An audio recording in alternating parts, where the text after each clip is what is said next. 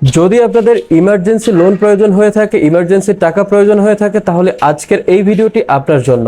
এখন আপনি ভাবছেন আপনাকে টাকা কে দিবে, লোন কে দিবে? লোন দিবে সিটি ব্যাংক বিকাশ অ্যাপস এর মাধ্যমে, কোনো রকম কাগজপত্রের ঝামেলা ছাড়াই। সো আমি আজকে দেখাবো এই ভিডিওটিতে কিভাবে আপনি বিকাশ অ্যাপস এর মাধ্যমে লোন নেবেন এবং কিভাবে তাদের লোনটা পরিশোধ করবেন। ফুল প্রসেস থাকবে আজকের এই ভিডিওটিতে। লোন নেওয়ার জন্য সর্বপ্রথম যে কাজটি করতে হবে, আপনাদেরকে বিকাশ অ্যাপসটি ওপেন করতে হবে। আমি আমার বিকাশ অ্যাপসটি ওপেন করে নিয়েছি এবং আমি যদি আপনাদেরকে বোঝানোর সাথে প্রথমে আমার বিকাশের ব্যালেন্সটা চেক করে দেখাই, তাহলে আপনারা বুঝতে পারবেন, আপনাদের বুঝতে সুবিধা হবে। আমার বিকাশের ব্যালেন্স দেখতে পাচ্ছেন 292 টাকা রয়েছে। সো এখন চলুন মূল কাজটি আপনাদেরকে দেখাই, কিভাবে আপনারা লোনটা নেবেন। এর জন্য আপনারা এখানে দেখতে পাচ্ছেন লোন নামে একটি অপশন রয়েছে, এখানে ট্যাপ করবেন।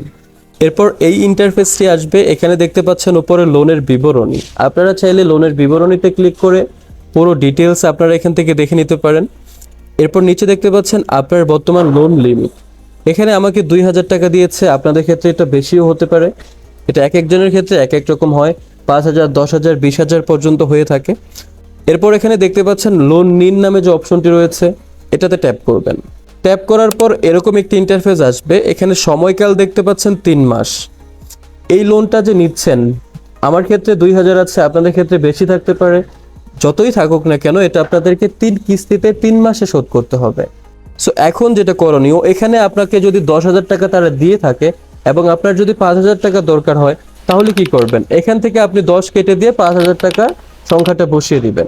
বসিয়ে দেওয়ার পর এই যে এগিয়ে যান নামে যে অপশনটি রয়েছে, এখানে ট্যাপ করবেন। এরপর এই ইন্টারফেসটা আসবে, এখানে দেখতে পাচ্ছেন পরিশোধের তারিখ প্রতি মাসের 28 তারিখ। আমি যেহেতু 28 তারিখে লোনটা নিয়েছি, আমাকে 28 তারিখেই কিস্তি দিতে হবে। আপনারা যেই ডেটে লোনটা নেবেন প্রতি মাসের, সেই ডেটেই আপনাদেরকে কিস্তি দিতে হবে 3 মাস। এরপর এখান থেকে আবারও এগিয়ে যান অপশনে ক্লিক করবেন। তারপর এরকম একটি ইন্টারফেস আসবে, এখানে তাদের কিছু নির্দেশনা রয়েছে, আপনারা চাইলে এগুলো দেখবেন। দেখার পর এখানে সম্মতি দিন নামে যে অপশনটি রয়েছে, এখানে ট্যাপ করবেন।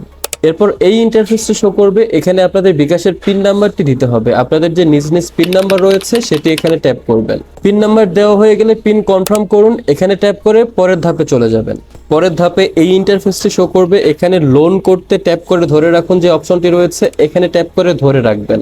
ট্যাপ করে ধরে রাখলে আপনাদের লোনের টাকাটি আপনাদের বিকাশ অ্যাকাউন্টে যুক্ত হয়ে যাবে। এখন যদি আমার ব্যালেন্স আপনাদেরকে দেখাই, আমার প্রথমে ব্যালেন্স দেখিয়েছিলাম 293 টাকা ছিল, আর এখন যদি ব্যালেন্সটা দেখাই তাহলে দেখতে পাচ্ছেন 2282 টাকা রয়েছে। সো আমাকে 2000 টাকা লোন সিটি ব্যাংক থেকে বিকাশ অ্যাপসের মাধ্যমে দিয়ে দিয়েছে। এখন কথা হচ্ছে, লোন তো নিলেন, লোন পরিশোধ করবেন কিভাবে? লোন পরিশোধ করার জন্য আবারও বিকাশ অ্যাপসে আসবেন। আসার পর লোন যে অপশনটি রয়েছে, এখানে ট্যাপ করবেন। ট্যাপ করার পর লোনের বিবরণী নামে যে অপশনটি রয়েছে, এখানে ট্যাপ করবেন। এখানে ট্যাপ করার পর নিচে দেখতে পাচ্ছেন লোন পরিশোধ করুন এই নামে একটি অপশন রয়েছে। আপনি এখান থেকে লোন পরিশোধ করুন এই অপশনটাতে ট্যাপ করবেন। এই অপশনটাতে ট্যাপ করলে এখানে দুইটি অপশন রয়েছে, সম্পূর্ণ পরিশোধ করুন এবং আংশিক পরিশোধ করুন।